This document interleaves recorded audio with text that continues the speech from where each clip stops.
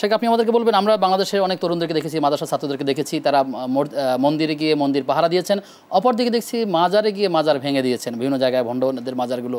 তো আসলে এক জায়গায় মাজার ভেঙে দিচ্ছি, এটাও যেমন ইমানের দাবি বলছি, আবার হিন্দুদের মন্দির পাহারা দিচ্ছি সেটাও বলছি ইমানের দাবি বলছি বা নিরাপত্তা বলেছি।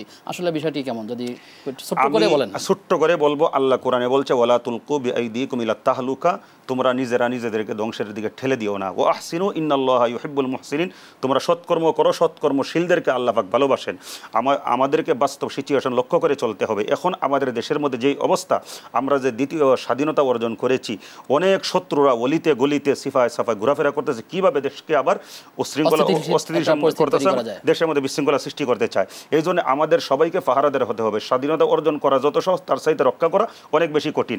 আমরা কেন মন্দির পাহারা দিই? আমরা কি মন্দিরে যায় পূজা করি? না, এটা অন্যান্য ধর্মাবলম্বী যারা এখানে আঘাত করে মুসলিমদেরকে দায়ী করবে অথবা আমাদের দায়ী করতে পারে। এই জন্য আমরা যে আসলে কল্যাণের পক্ষে, আমরা যে শান্তির পক্ষে, এই জন্যে অমুসলিম ভাইয়েরা যারা, আমি সংখ্যালঘু এবং সংখ্যাগুরু বলবো না, আমাদের পরিচয় এই যে আমার হাতের মধ্যে 5টা আঙ্গুল আছে, সবগুলো একই সাইজের না, ছোট বড় মধ্যম সবগুলো মিলে এই যেমন আমার হাতের পূর্ণাঙ্গ শক্তির এই একটা হাত, ঠিক অনুরূপভাবে আমাদের দেশের মধ্যে বিভিন্ন ধর্মাবলম্বী যারা আছে সবাই মিলে আমরা বাঙালি, তাই সবাই সবার শান্তির ব্যবস্থা করতে হবে।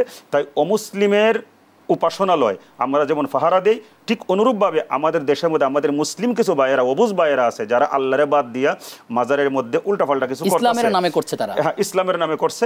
আমরা মানুষকে সংশোধন করার চেষ্টা করব যে ইসলাম কোনটা, কোনটা আল্লাহর বিধান, কোনটা আল্লাহর বিধান না, কোনটা জায়েজ, কোনটা হালাল এবং কোনটা শিরিক, কোনটা বেদাত, আমরা এইভাবে বুঝাইব।